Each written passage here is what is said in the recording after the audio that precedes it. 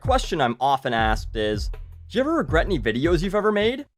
I'm sure someone's hoping for me to apologize for my stance on George Zimmerman, or the Ice Bucket Challenge, or Easter, or 420, or some other video that a vocal minority of people found controversial, but I honestly don't regret making any of my videos. Oh, some people didn't agree with me about something. I should feel bad about having an opinion. Yeah, not gonna happen. But recently, I've taken some flack for one of my scumbags of the internet videos. In number 6, I call out a woman named Carla, who wrote a letter about her experiences with Canadian radio host Jian Ghomeshi. Even if you're American, you may have heard that name recently in the news, because for the last month or so, he's been involved in his own Bill Cosby-style scandal. And in typical hipster fashion, he was doing it before Bill made it a popular internet meme. In my video, I scrutinized Carla's behavior based on her blog post, where she details her meeting with Jian Ghomeshi, the fact that she thought he was gay, and that she wanted to try and make him her best gay friend, like gay people are some sort of fucking trophy.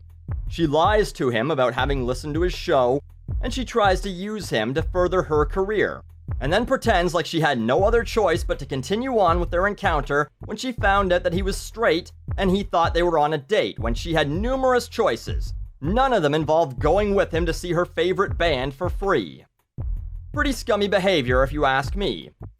But, oh wait, Jian's been charged with 4 counts of sexual assault and 1 count of overcome resistance choking, whatever that is. So now, anything that anyone did to him in the past is null and void? He's a criminal, so the fact that I tried to use him for personal gains a few years ago is fine. He's the scumbag, not me. I'd maybe get that if it was a revenge thing, like Jian molested her, so she was trying to screw him over. That'd be one thing, but that's not what happened. She set out with the goal in mind to use him, and then it backfired.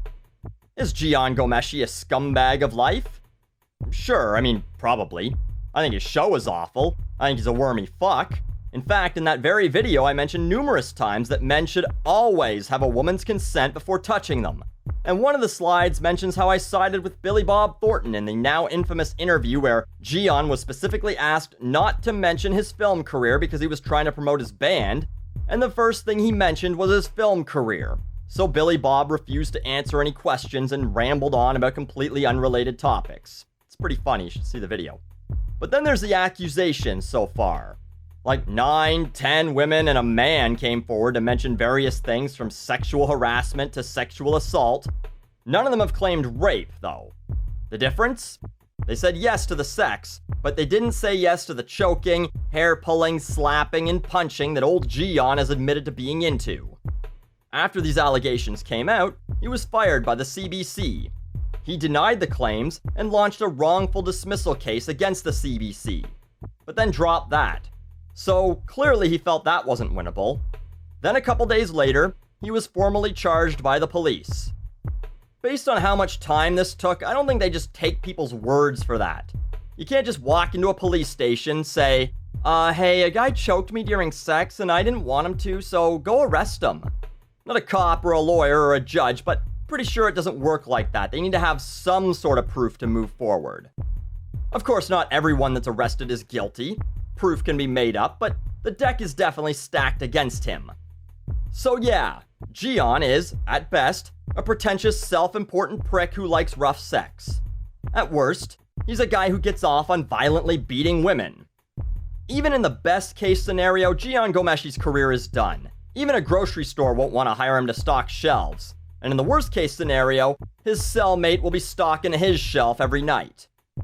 But does that mean now everyone who was a piece of shit toward him is justified? Like there's some guy sitting around saying, oh man, I remember when I fucking beat him up and took his lunch money in 6th grade. Guess I'm not such a bad guy after all. That's not how it fucking works. You're not redeemed retroactively for all the shitty things you did to people that turned out to be criminals. Which brings me back to scumbags of the internet number 6. The Toronto Star tried to paint me as one of the reasons these women didn't want to come forward, and people have claimed I defended Jian. At no point in the video did I call Carla a scumbag for coming forward about having her ass grabbed by some douchebag. And at no point did I ever defend Jian's behavior. Any intelligent person should have been able to understand that. I guarantee that no reporter ever watched my video. And if they did and still wrote what they did, they shouldn't have jobs as journalists because their listening and reading comprehension skills aren't worth a shit. Should Carla have called Jian out for getting grabby? Absolutely, no question. So too should all these other women. Should Jian go to jail? If he's found guilty of these crimes, yeah. Hell, if it was a crime to take taxpayers' money and create really shitty radio programs, he'd be in jail already. But it's clear that Carla is not a good person either.